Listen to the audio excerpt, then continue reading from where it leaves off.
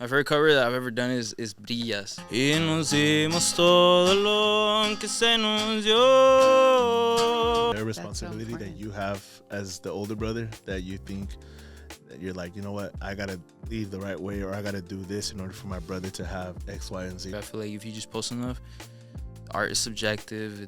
You'll find your audience. I think my dad's more of just very, when it comes to like I'm proud of you, it's more like that tough love. But if you know my dad, you know that tells you everything. Yeah. After all that setup. Lo hacen ver fácil. No. See, and it's so hard trying to capture all the BTS. I'm just like, when you're locked in. I'm enfado. Like if we're recording everything, I'm like, nah, I'm enfado. Like let me just turn focus. everything off. And once I get home, like, fuck, I should have recorded that. That's exactly how I am. I should have, could have, would have. Oh, Jesus. It's but crazy. See, I had to write down the intros. I don't want to mess it up. You deserve your own flowers. And to top it off, you're the first guest of the year that we have on this podcast. Oh, yeah? So, Hell yeah. That's so cool. Thank you, It's guys. a great start to 2026. Yes, aquí estamos en Sony Music Latino and Latina. Only 21 years old. Yeah. From the IE Pal Mundo, toured with Ivan Cornejo, has gotten millions of streams on Spotify. The one and only Julio Caesar. Thank you guys. Thank you It's guys so much for the exciting. invite. So much talent in front of us. Oh, man. Jack has an amazing question for you that has done us so well and is very important. Well, I always like to ask. So, Julio, or how do you like to be called? Yeah, Julio. Julio? Okay, Julio.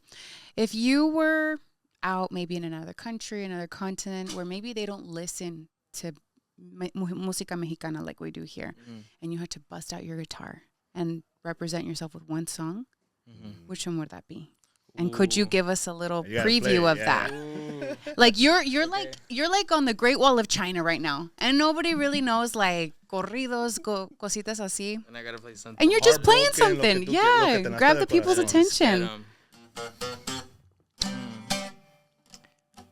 It's because I feel like there'd be two. So I feel like I'd play something out of everything in regional, and then I would play something that I like. Okay. Well, That's for me. how about you do a little snippet of both? That's okay. Let's do it.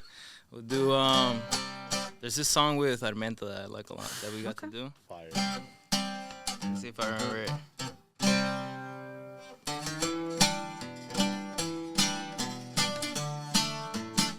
¿Dónde ha quedado ese nosotros? Porque borracha ya no llamas, porque niegas que me extrañas, porque me tiras a loco.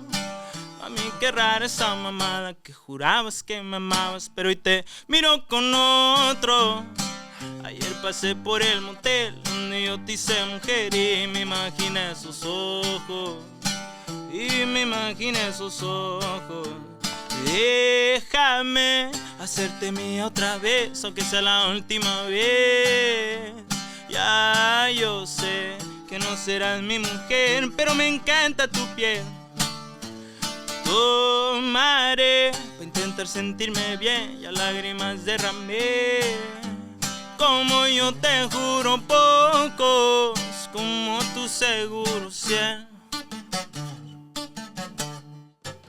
Ahí va. Dang. The whole crowd will be like this. What? On the Great Wall of China. On the Anywhere. But I think con esa canción con Armenta, bro, it's one, legendary, and two, how that comes about. And you said you have there's another song that represents you. So I'm very curious to know which one is that one. I'm trying to think. I always talk about this song. There's a song called Flor Hermosa, pero se me olvida, pero me gusta. Canta lo que puedas. It's because I feel like I started with this song. I feel like it's just a classic song that I learned with. Y pues, no sé. A ver. A ver. Cruzando cerros y arroyos, he venido para verte, palabra de honor que sé. Traigo mi ropa mojada porque he venido a verte, palabra. Ahí es donde se me olvidó. Hey, that was perfect. When did you learn that song? Chiquito. So that was all I sang. I think when I worked in a group with my dad and my brother, that's all we sang. But now that I do this, they started slipping. It makes me kind of sad, but I still love them. You still remember your roots. So, born in Pomona, grew up in the IE, and to my knowledge, you went to an all-white school, you can kind of say, and you played, how you said, you played with your dad and your brother music, and to be at the level that you're at right now, especially being here and we're in Sony Music Latina, there's a difference that has happened in your career that you've made the shift to be a little bit more serious. Yeah. In your career, what was that like switch that you said, you know what, music is going to be my career, but I'm not just going to stay in, backyard boogies. I'm going to go global. Being on stage, touring is a different level, and it comes with maturity and knowledge. So yeah, I'm very curious when was that, and how did that come about? I think it kind of started when I started to have like different otros gustos pues en regional mexicano, and because my grupo was very las clasiquitas, los norteños, rancheritas, very focused on that. Yo no podía llegar y tocar, por ejemplo, like the new peso stuff or the new nata stuff or the new like all the newer stuff, porque no encajaba con el estilo que tocaba yo con mi papá. So what I started doing was posting on TikTok, just songs that I liked with my bajo quinto, because that's what I knew how to play. And I would play songs just because I liked them. No es porque me gustaban. Very simple, very just me loving music and wanting to share it. Mm-hmm. Pero pues tocó que we had a song that went viral, and then there was another one, and boom, boom, boom, and then we started getting calls from companies and stuff like that. Oh, snap. And that was pretty scary. It was pretty scary to get all those calls, because I don't think I ever realized that it is possible to make it a career, and it is possible to do things like join a label. That to me sounded impossible, like non-existent. That would never happen. Things like going to a recording studio, it would just never. That's not gonna happen ever. So to finally get there and do that, it took me a while to basically lock in and start doing it and make the transition. I think something that made us all make that very hard switch was the tour. I think the tour made us all switch, because we saw what it could be, and we were being part of it. We got invited by Ivan, which we're very grateful for to this day, and being able to see we could have this crowd. Like there was times where it was like 10,000 people, and I was used to maybe doing 1,000 at the absolute most. So right then and there, I actually stopped working with my dad and my brother. They decided, yo, you focus on your thing, and they still help me out. We still work together, but I basically made that transition from what you said, background boogies, and I fully focused on what we're doing now. Sorry, go for it. No, I was gonna ask, how was that first phone call or that first set of news where it was, oh, this is something serious? How was that conversation with you or your dad and your brother? I think it was all. My dad has always been a person that doesn't trust anyone. Doesn't trust anybody. That's right. He's always telling me the same. So the first few times we got a couple calls, it was like, nah, no es cierto. Typical. He's just being a father. So I think, the more we learned about everything and got used to it, I think there was a lot. My dad being proud, being happy, and like I said, we still work together to this day. So if I do a show, my dad's there, he's helping me out. My brother's there, he's helping me out. So I think to this day, we're still working as a family. Yeah, I think in your previous interviews, you mentioned how in the tour, you, your dad, your brothers, and your team were just hands-on, just like the way you saw me and Jack going at it right now. Yeah. When you talked about it, that's what came to mind. I'm like, it's people see the 1 hour, 2 hour performance or that small clip you post on social media, but don't see everything behind scenes. So being on tour, seeing how much work it takes, not just from the team, but from you, what did that teach you? Like, what was a lesson that you learned throughout that tour that you were just like, damn? I think yeah, that's a great point. It's like all the background stuff. I think something that we all learned during tour was having to still work when you're having problems. You still need to work, and I think we had never really bumped into that too much, because beforehand it had just been like, I don't know, my brother said something, a bad word, and my dad was mad, but we used to have to gig it. But now it was things like, for example, one time we booked the Airbnb. My dad had no key for it. It was already paid. And my brother's mad, like, what happened? Boom, boom, boom. And we reached this moment where everybody was just mad that something didn't work out.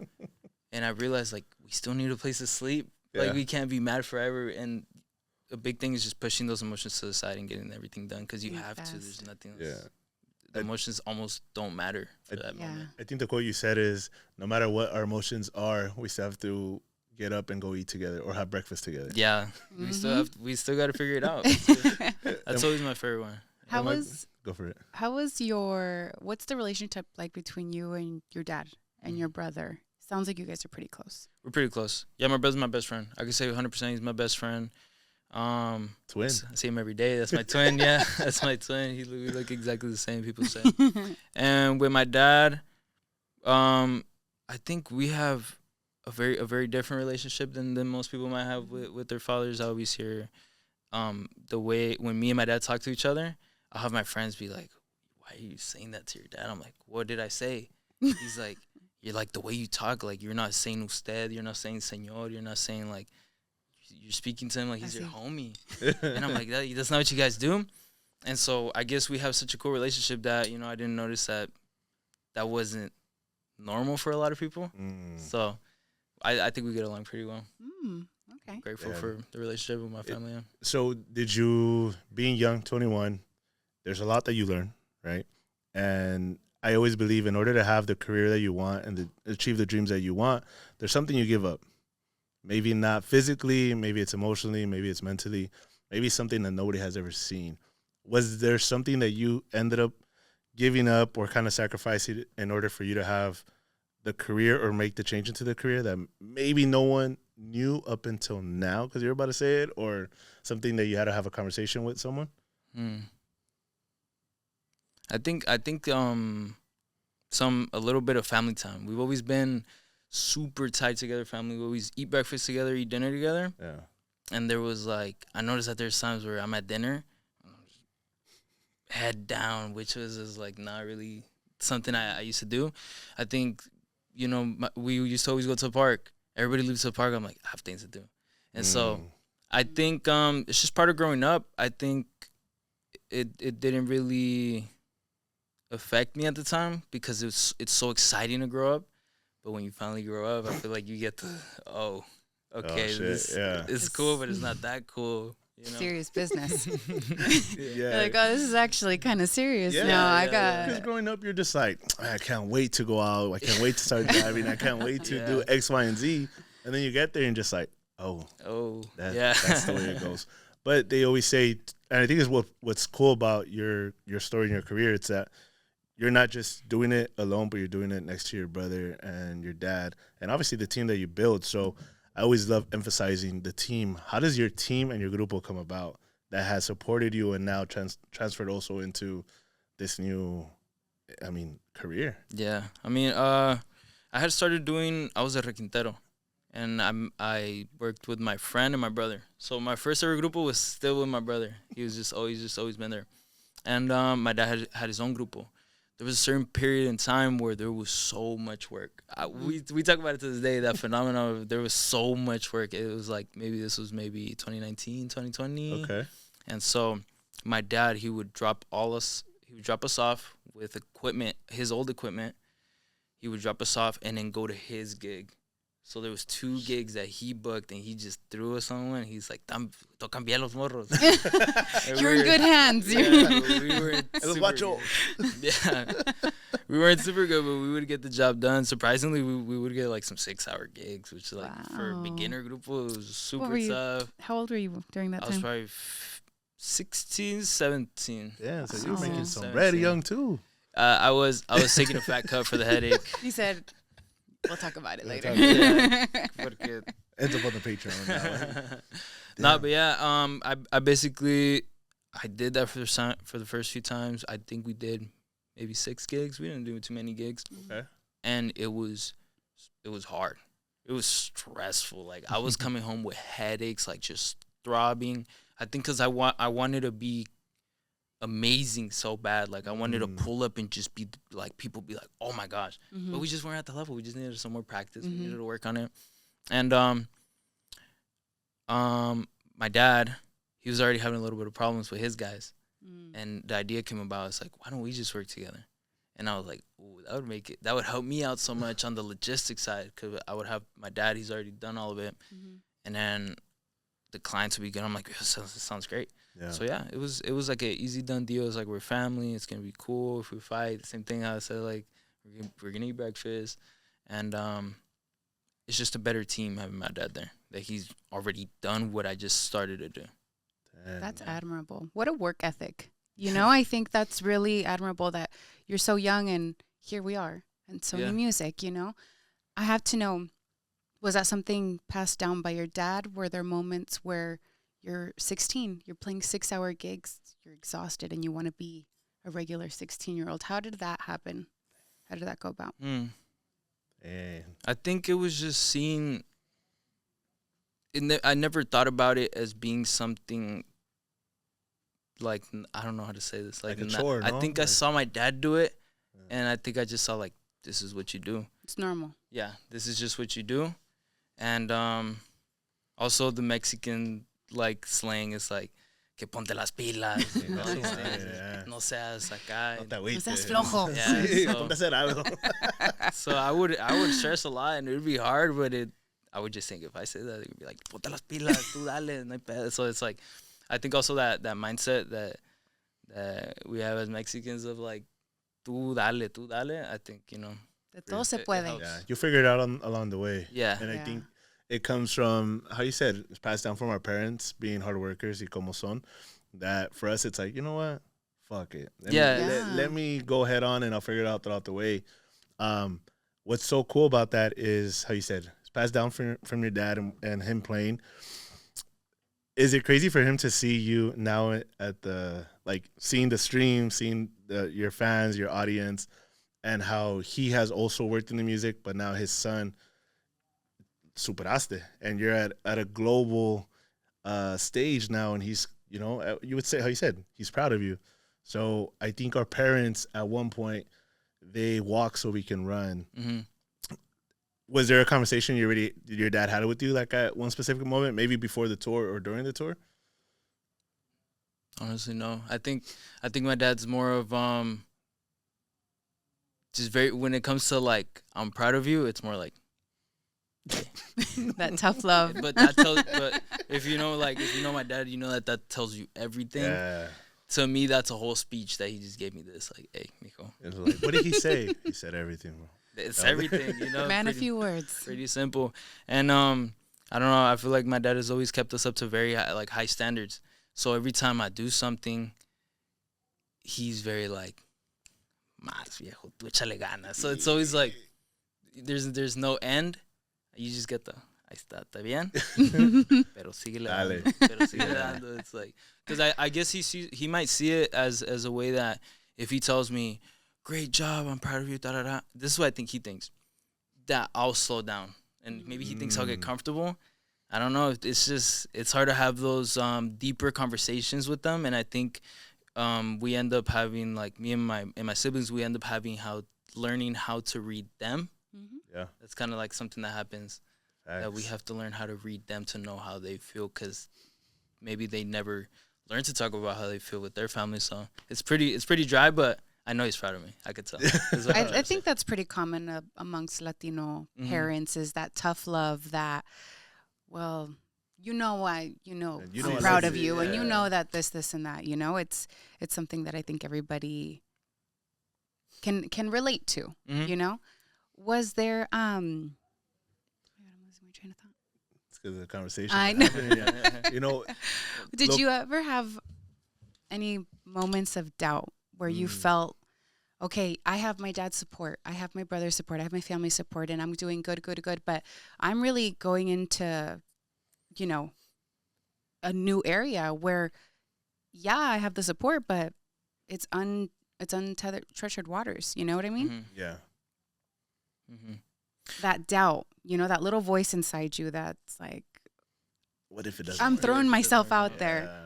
I think a rule that I've always done, that I don't even know when I started doing it for myself, I just know I do it, is I give myself a time frame, and I say, if it feels like nothing is working out between this time frame, keep going until the time frame is over.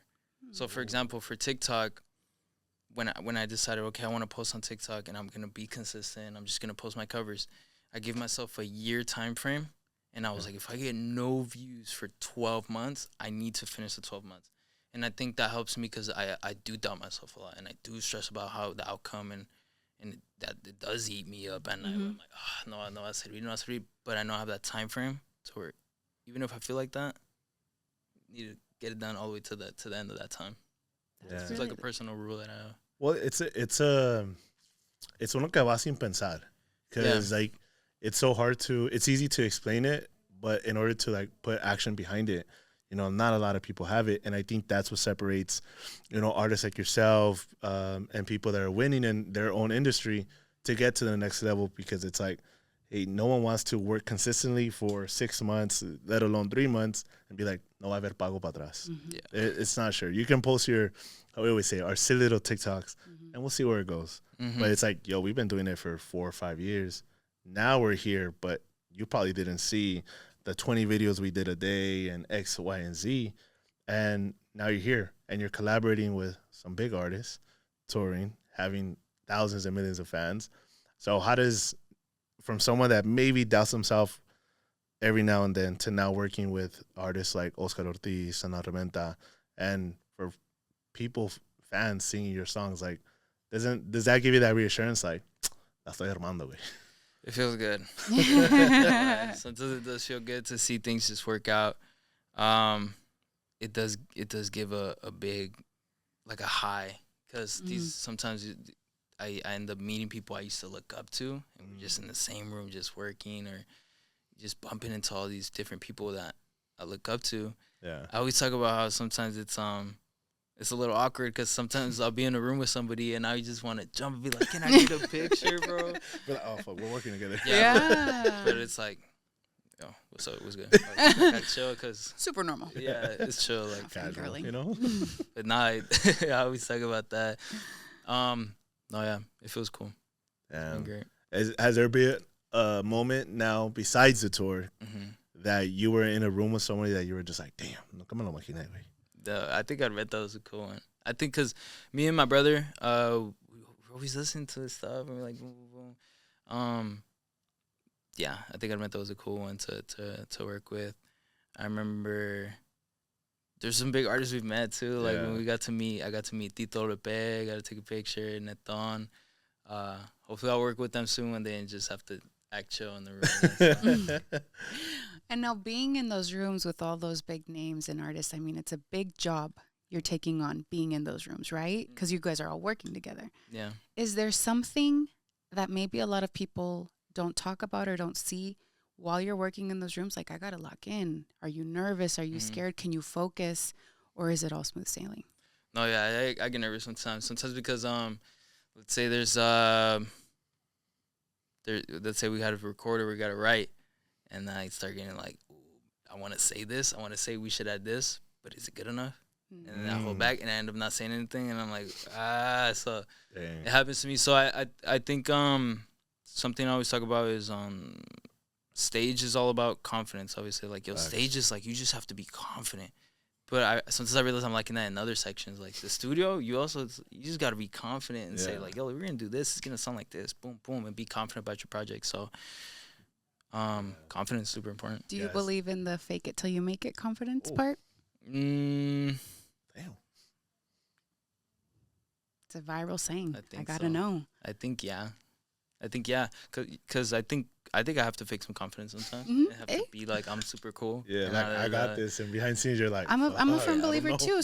Because you're not confident 100% of the time, 24/7. If it was, pues la vida sería muy fácil. But especially in a position that you're in.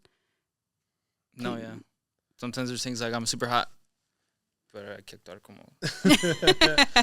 Is it hard for you? Because I know at one point also for us, for me personally, being young in an industry that is obviously has a lot of big people that have been in it for maybe longer than us, is it hard being the young one, but also trying to like set your own tone for people to also like trust you, believe in you, and in a simple sense, like see you. Because I think even for us being in an industry it's so huge and so many more people around, but it's like walking into a room, no matter the age, no matter how much you've been doing it, you walk in, you're just like, nah, I'm that guy.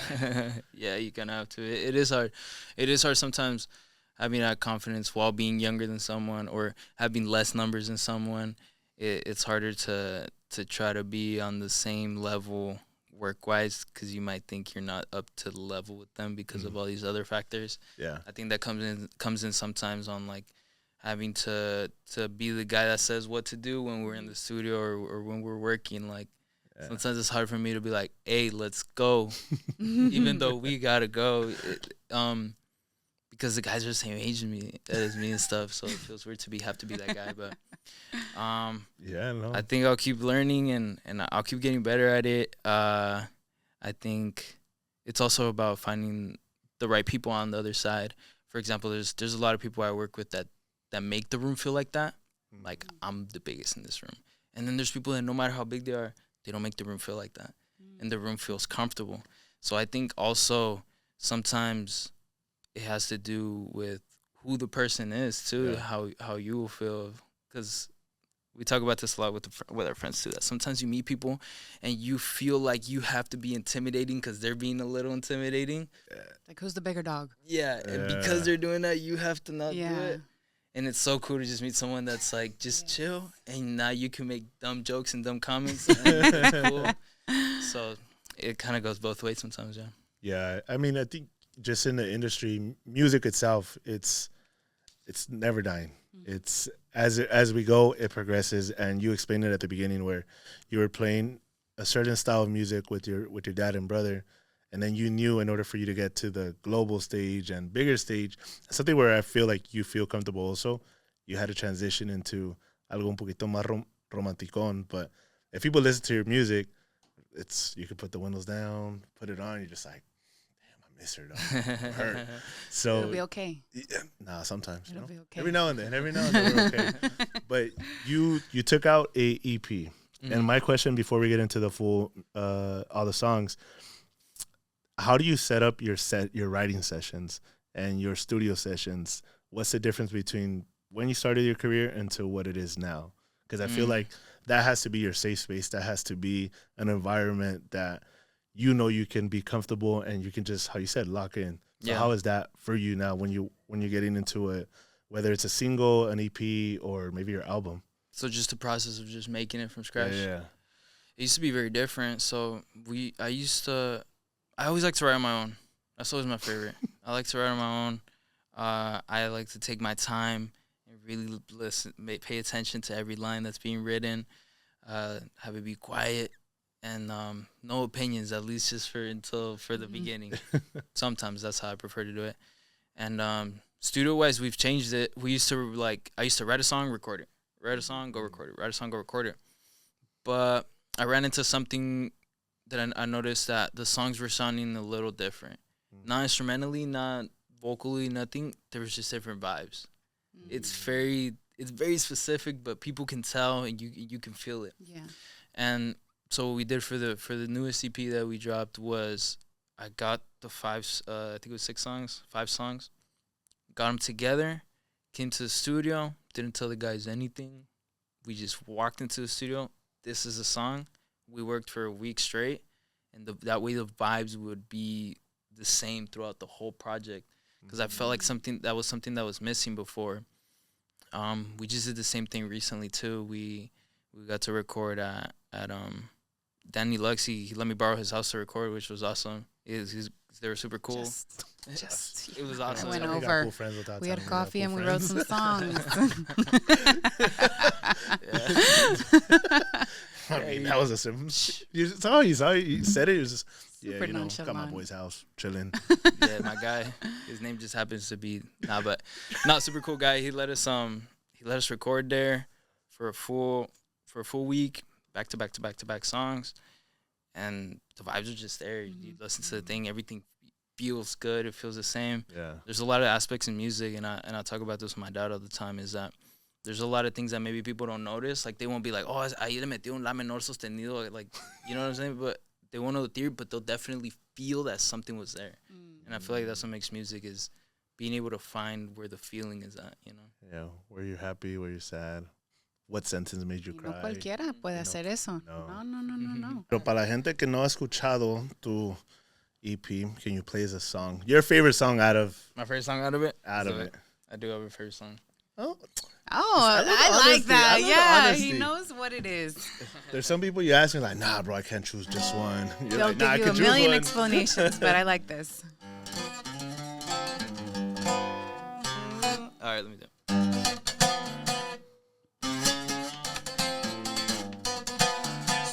Súbele a la bocina que me dijo que ya no quiere intentar, que ya no estará disponible para venirme a salvar. Ella tomó su decisión y yo entiendo el porqué.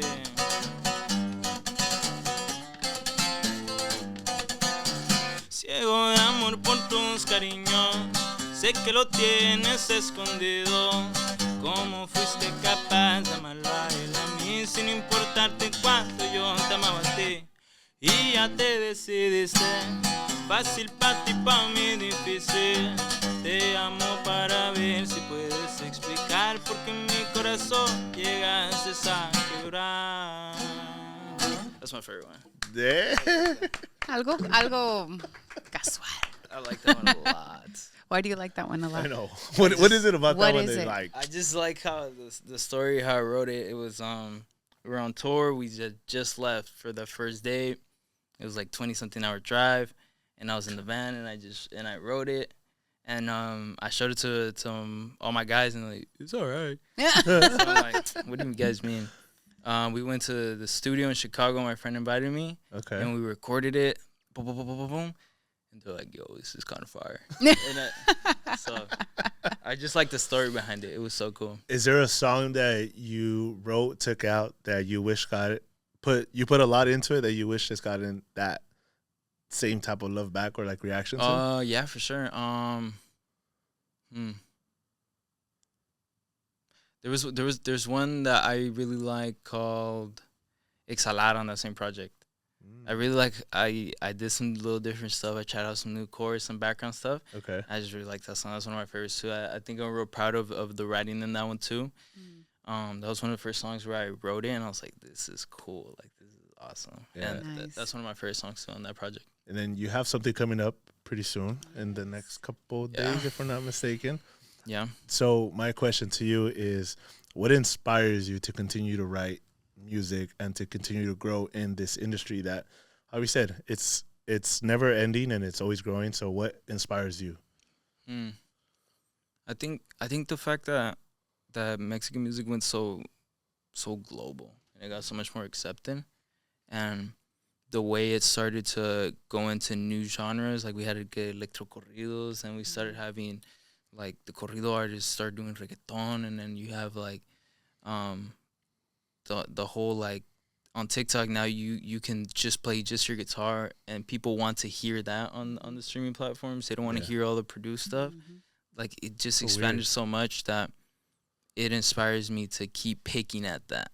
Like, what else can we make that sounds super weird, that's so different, that can just pop or be the new thing? Yeah. And I think I like it because I'm just a fan of music. I just love music overall. Like, it doesn't matter what it is, I could listen to it. So being able to be in the studio and be like, let's try this, like, let's put this, and things that maybe aren't regular to regional, being able to try that out, that's something that inspires me. All the new stuff that's been going on. Just got to see what hits. So you said earlier that when you're writing songs, there's like an aura to it. There's an energy. There's something so it can all be cohesive, right? Your new album, is that applied? What's the energy that it's giving? Tell us a little bit about it. Right now, we're trying to do something. I keep saying I want a banger because I feel like all my songs are very sad and mellow, and I think I've been looking for that song that's just a banger that you could just nod your head to, like, and it's like kind of hype, but keeping that same energy lyrics wise. We're Everything is mainly sad. Someone I talk about a lot is the Sad Boys 2 Junior H album. How those lyrics are all sad, all super sad. Bangers. But the guitars are just bangers. If you're not paying attention to the lyrics, it's bangers. And I think that's something that that inspired me for what's coming up next, for sure. Right. Who are your, like, let's make it kind of easy, like your top 5 favorite artists in La Música Mexicana? Música Mexicana, in order or no order? No order. It doesn't matter. I was talking about Sergio Vega. I love Sergio Vega. All the Vegas. We just put Vega family. Besos. I like the big 3, like, or the big whatever. The Fuerza, Beso, Sergio Vega.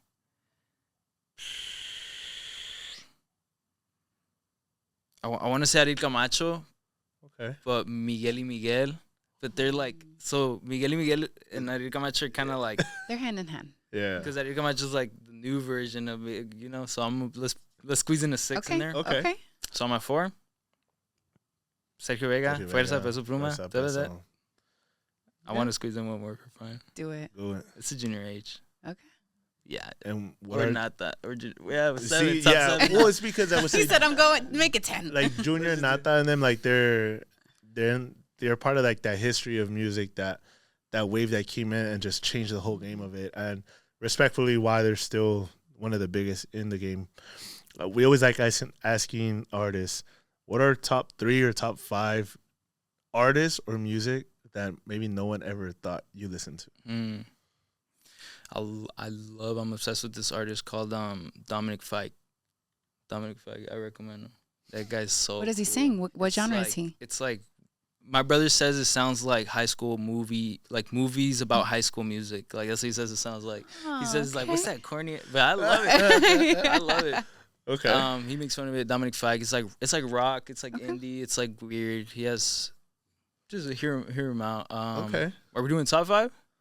It could be 3, We'll do 5, 3, whatever you feel best. I recently got a lot into Deftones.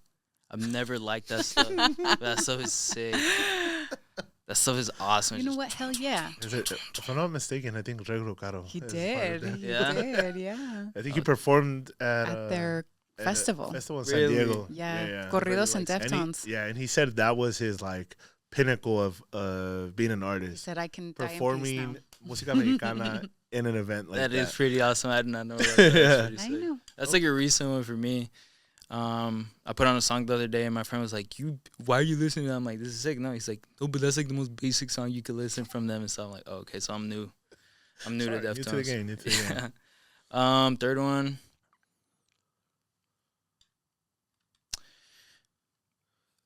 Either Billie Eilish or Frank Ocean.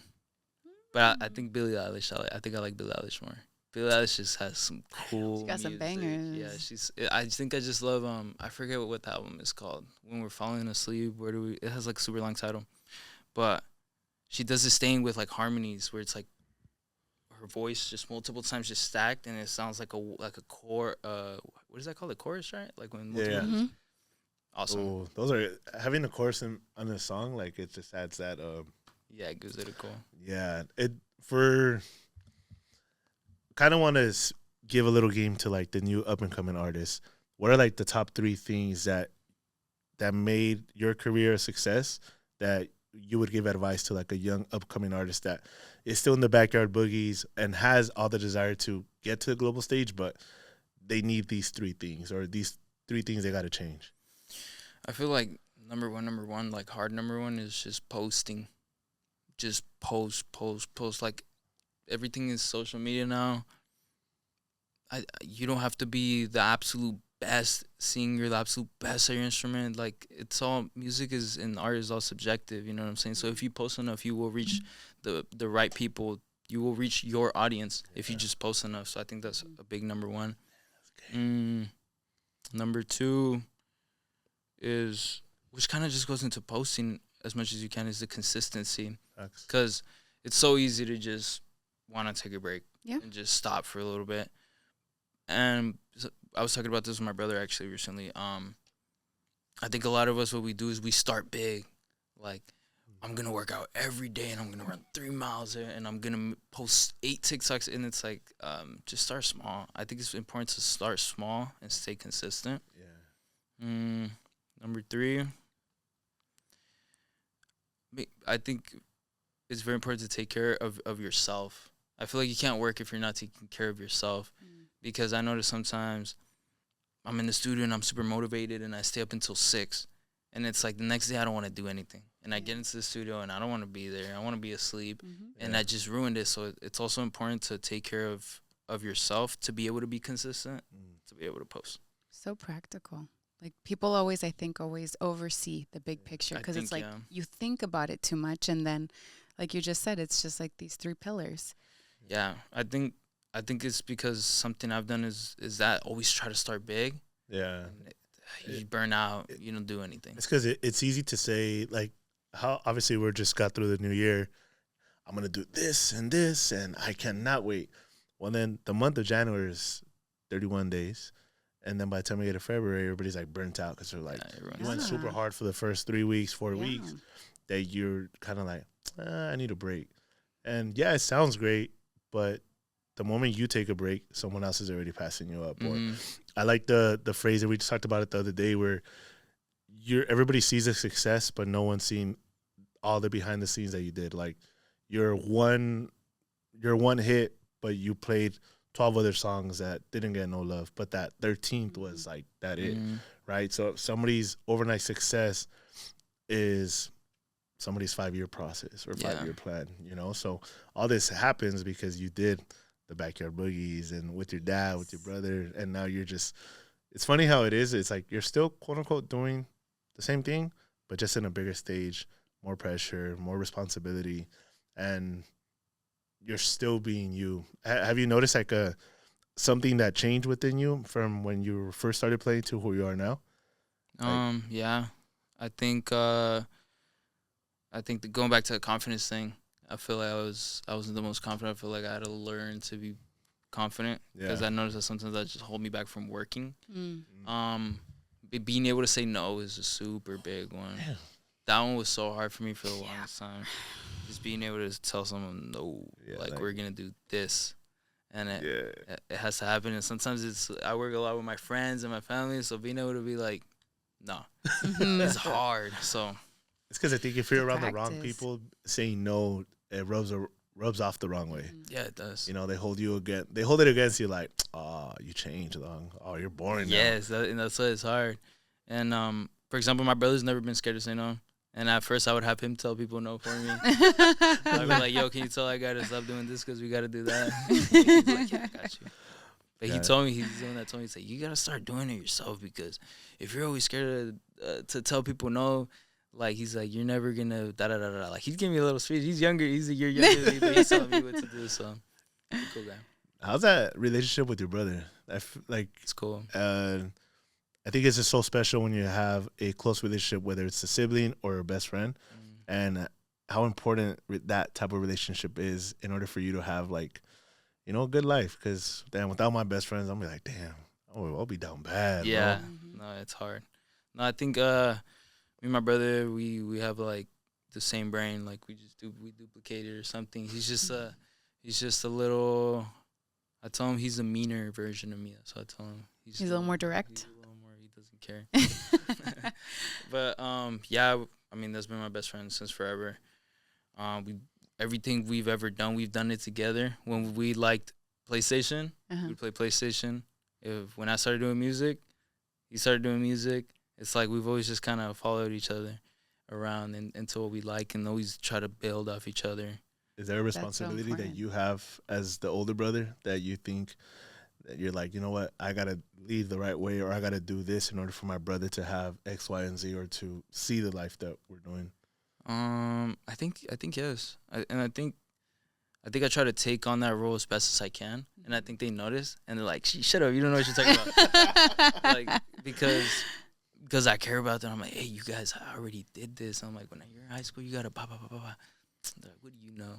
They're like, you're just our brother. Yeah, cause I'm just a big dumb brother and stuff. Like, he's dumb. He doesn't know what he's doing. Nah, but the thing is, I think it goes back to my family and my dad, how we don't talk about how we feel. And it's more like how I know they love me is when my sister's like, she'll see me on the couch resting. Like, I just got back home from recording the whole week. She's like, damn, Julio, you don't do nothing. Like, you missed me. You missed me. That's how I know. But, yeah, I try to help him out. I think we're all grateful for each other, and we have a very tough love type of relationship. Yeah. We're all cool, yeah. I think that's pretty typical, like, Yeah. across the board. And I know, since you guys are so close, I know you said your brother was a little bit more direct and a little bit more, it's a very younger brother activity, I feel like. Is there a lesson that your brother taught you, even being the younger one, that you carry out? Maybe you've never told it to him in his face, 'cause, that tough love, but... Because you don't talk about feelings. Right? Yeah, but I think we can all learn something from our younger siblings. Trying to think of something. He's very consistent with what he does in his work. So he goes to school. He's doing, I think he's getting like a business degree. Oh, shit. And so he's going to college. And he makes sure to go to the gym, and he makes sure to get his work done with my dad and the gigging, and he's a very consistent guy.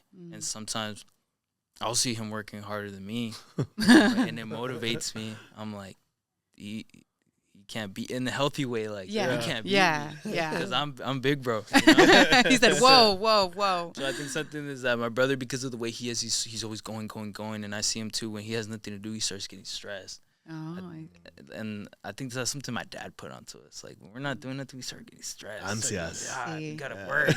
Yeah.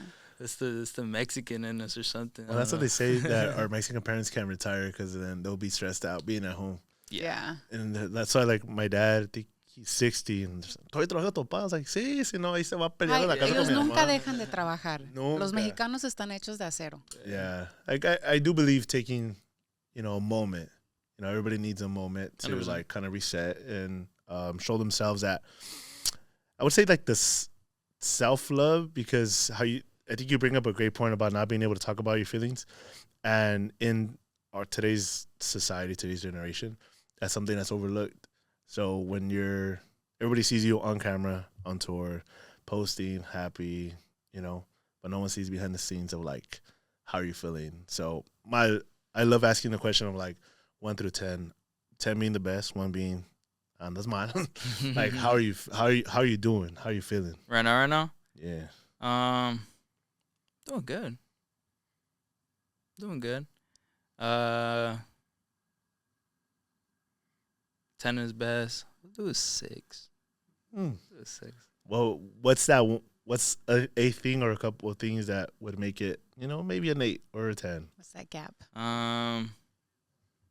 Getting the work done that we have right now.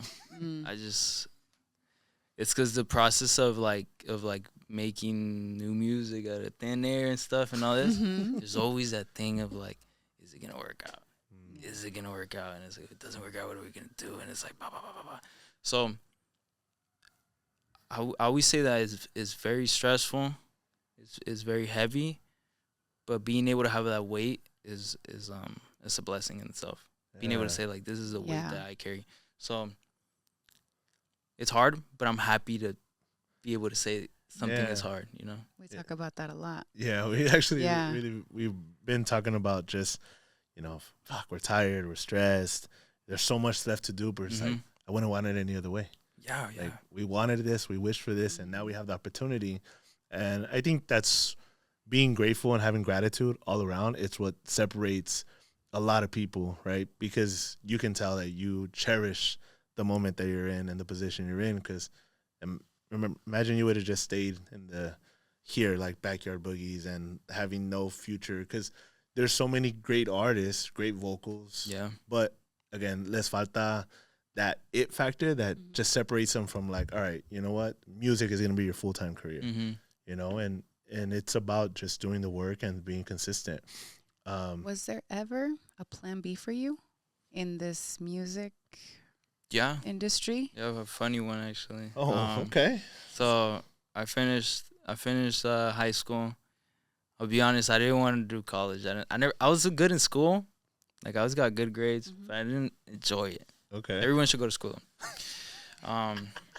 Word of advice. And I stayed like a year just working with my dad. I'm making money, so what should I do? I was like, I'll do barbering. So I started cutting hair. Yeah. What? Yeah. Musician by day, barber by night. Super random. Yeah. So are you cutting all your musicals' hair like at the tours? I still cut my dad's hair. Oh, shit. Because, and I tell him, Dad, go. I have my boy that's a barber. I'm like, go with him. He's good. He goes to school. He's like, no me lo va a dejar como tú. And I'm like, that's kind of cool. All right.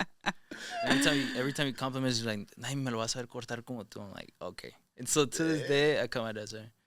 Do you have your license, full-on license? No. Dice la licencia de Dios. No. Nada más, y es la que cuenta. Damn, so if music never worked out. I probably would have went to like barber school and got a license, yeah. I always liked how chill being in the barbershop was. That's why I got into it, because like I said, my friend's a barber. I go get my haircut, and we're in there just laughing, having a great time getting a haircut. I imagine it as like how women talk about like going out with the girls, like your pedicure and stuff. That's for the like that's how it is for the man. You go to the barbershop, just have a good laugh. I was like, I want to make money off of just chilling with my boys all day. Like that's he said a dream. It's because like, for the girls that have not been to barbershops, it's a kicking spot. It's a like, vibe. I heard. If you're growing up going to a barbershop, you see them, bro. They're chilling, listening to music. They're doing other stuff there, but you're just like, hell yeah, coming to work every day is fun as fuck. Yeah. But then you see some of them don't cut hair all day. You're just kind of like, they're just chilling. how are you making money? Pero, I mean, great thing that Plan B didn't even come to existence. So it didn't, we're good. Yeah. I would love to ask, because through the podcast we've talked about your dad, we talked about your career. Is there a song that you play that reminds you of your dad? I was just thinking about this like the other day. I.e. telepathy, you know? Yeah. I was this is a super crazy thought. I was thinking like, I'm skipping it. It's a weird thought. It's like, all right. It's like some funerals. I was like, okay, I'll just say it. It's kind of weird though. But it was like, Todo se vale aquí. I always see people like someone passes away. This is so bad to think about my parents passing away. So like, it's such a bad topic right now. Say it. I was like, what song would I like tell the band like, yo, play this for my pops? And I'm like, why am I thinking this right now? Like, we're good. Like, everyone's fine. But I think I thought or you can play the song too. Yeah, if it comes out easier that way. I don't know why I was thinking that. Like, why was I thinking that? I guess I'm planning ahead. That's so bad. Sorry to my dad. It's music. He's a musician, okay? That's what he thinks about. Yeah, no, because he says it's weird, but I don't know. Maybe it's just a guy thing, but there's many times I'm like, I told my mom, cuando me muera, ma, pon esa canción. No, it's super, yeah. I was like, nah, ahorita no. Como dijiste más temprano, hay solución para todo, menos la muerte. We literally just said that a few minutes ago. I mean, everybody listening, watching, ladies here, I think we all have a song picked out. I got like two. Provokes emotion. Same. Party rock. Like, everybody's shy. Nah, I'm just playing. But for my dad, I can't remember what song it was. He likes Juan Villarreal a lot. Juan Villarreal was this guy that was like super crazy. He's still alive. He's super crazy on the accordion. Just does some crazy stuff. My dad was always a big fan. I think I would just play him the whole Juan Villarreal album, one that he has like 40 something de oro, something like. I know which one I'm talking about. I just don't remember the name. But I think Juan Villarreal album, just play that whole thing for him. That reminds me of him. What about you playing it? You're the artist. It's kind of hard. Yeah, there's one song. Se los peló ahí está. Se los peló el tazar. Oh. ¿Te la sabes? I don't know. Let's find out. Estando moliendo caña. I don't know. You got a backup singer right here. I'm your backup singer. That's a great song. Están moliendo caña en mi ranchito querido, se les peló al tazar. I don't remember. El presidio era Mario Cazadores con experiencia. Peligro. I like that song. No, that's a good song. That's a great song. I'm a bad lyrics fan. No. ¿Te salió bien? Hey, as long for you as- saying not, oh, I don't know. Let me just, I you remember know. the melody at least. No, yeah. As long as you don't forget your songs, you're good, my boy. Because I can imagine the pressure of like you did the Ivan Cornejo tour, and just the amount of people that go to those tours, and you having to know all the lyrics to your music. It would happen a lot that I just forget. It's so bad. Like, I actually, it's funny you mentioned that. I made that a goal for myself on that tour, that I was like, I don't want a teleprompter anymore. Because it sucks. We would be everywhere and be like, is there a teleprompter? No, there's not. Okay, do we have to go buy one? And I would be there at Walmart at night because the next day, teleprompter, returning it before we leave Texas. Because it's like, Yeah. So I started memorizing my stuff, but I was still forgetting because it was like 10 songs. Sometimes I remember one time where I froze. I forgot the next line. And my requintero guy, he just started playing the middle piece, like the solo. Yeah. He just said like, He said, I got you. bro. I got you.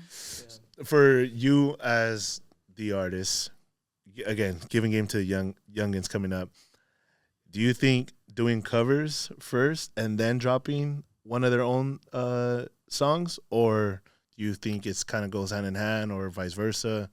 Because I feel like everybody wants to get heard, but in order to get seen, people need to hear something familiar, or at least how you said the way you sing your song and give the emotion to whoever's listening to it. It's very important because TikTok. There's so many TikTok artists out there that There's so are much competition out really there. good, but some of them they don't get that respect that everybody. I mean, I think everything goes now with how much like people consume content and how much people post. I think you could do your own song and it could probably go crazy, or you could do a cover and it could probably go crazy. I don't know. It's a very complicated thing because you just never know. Yeah. You just have to post and you just have to try it and you just have to see what happens. And like I mentioned earlier, I feel like if you just post enough, art is subjective. You'll find your audience at some point. Yeah. I think starting with covers is pretty cool.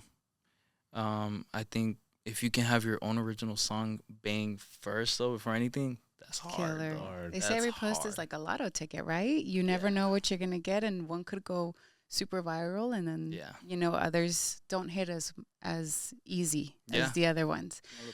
I mean, and being where you are now, from the beginning, from when you started at the Backyard Boogies, like you said, is there one thing that you would change, maybe in tu trayectoria, that you're like, maybe I learned from this that something a lesson. I would just change on the way. Yeah, like a lesson the hard way. I think having built the confidence since before. So for example, and you get to the gig and someone has to be el animador. De que, buenas noches, mi gente, ¿cómo andamos aquí? Le vamos a presentar una cumbiecita para que. And you have to be that guy. And my dad would be like, Julio, I'm gonna take a sip of water. Diles algo a la gente. ¿Qué les digo? And I never tapped into just being confident with the microphone and being able to just walk up. Y sigue esta rola, dice más o menos, and like just go. I never did it. And I feel like if I would have done that, it would have helped me out so much for the transition into becoming my own artist. Because I feel like at first it's just hard. Like, So do you do that at your concert? Mm-hmm. Do you do that at your presentations? ¿Cómo andamos, mi gente? I try it now. Like I try to be like, Viva Mexico, y let's and try to hype everyone up. Get the crowd going. Because it's because and now that what I like to do is go watch shows of other people and watch them, like people that are already big and stuff, and you see them on stage and it's almost like you're not there. They're just having fun on stage, and you're just there to join them. And I'm like, okay, so I used to always be so focused on like the bajo quinto has to sound perfect and my voice has to be as in tune as possible. And it's like, no, you have to transmit a certain vibe and feeling to everyone. That's what's important. So I wish I would have caught on to that when I was doing the gigs and then been able to just translate it into stage and more of a solo artist thing. I think you mentioned that. What came to mind was when I went to go see Blink-182. Okay. Oh, yeah, dude, the way they just connect with everybody, the way the energy was crazy. Up. You know how like when you get to the end of your concert or presentación, everybody's like, So they were just like straight up, look guys, we're gonna play 2 more songs. You guys are gonna ask for one more. So So we're gonna play 3. After that, we're going home. Shut the fuck up. Literally, and delivered. Played 3 songs, and sure enough, 3 songs. Lights went up.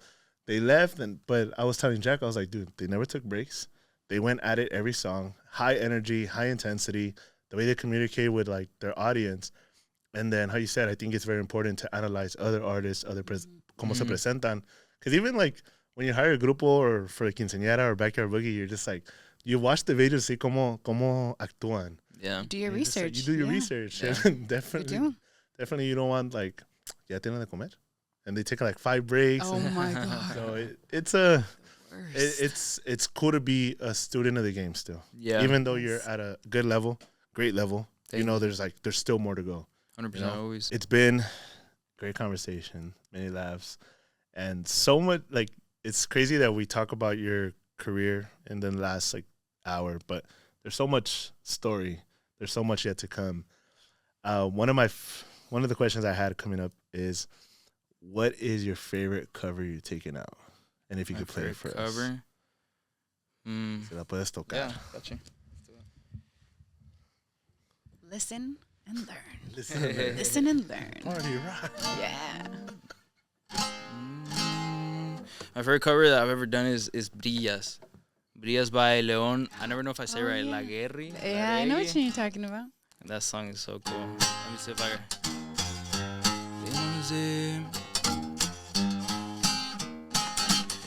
Y nos dimos todo lo que se nos dio.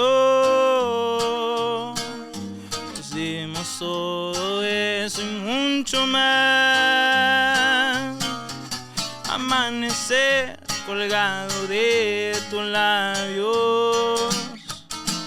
Brillas, brillas tan linda. Y brillamos juntos. Entre pestañas, divina, divina sonrisa, abrazo de luna llena. I like that song. That's a great song. A great song. What a variety of genres. Yeah, it's. I think that was like a goal. I was like, what's something no one has thought of? Like, let me play this on the Bajo Quinto. Yeah. And I would always try that. So I would try to get like Luis Miguel songs and play them on the Bajo Quinto, or like Brillas, play it on the Bajo Quinto. Because what would it sound like? Yeah. And I think we came up with some cool sounds for a lot of cool things. Yeah, you made It's working. Yeah, you made a great statement at the beginning where like music is subjective. Yeah, it's Yes. subjective. Like, your sound is it may not fit everybody, but it's gonna fit your people, like your fans of your music. So no matter what you take out, it's just like, damn, that's my favorite artist right there. Yeah, Yes. no, of course. I mean, like for this song Brillas, a lot of people are used to the original version, which is more of like just a different sound. I think you could call it alternative, like rock. I'm not sure what genre to put it in. It's a cool type of song. A lot of people be like, nah, you ruined the original is the only way to do it.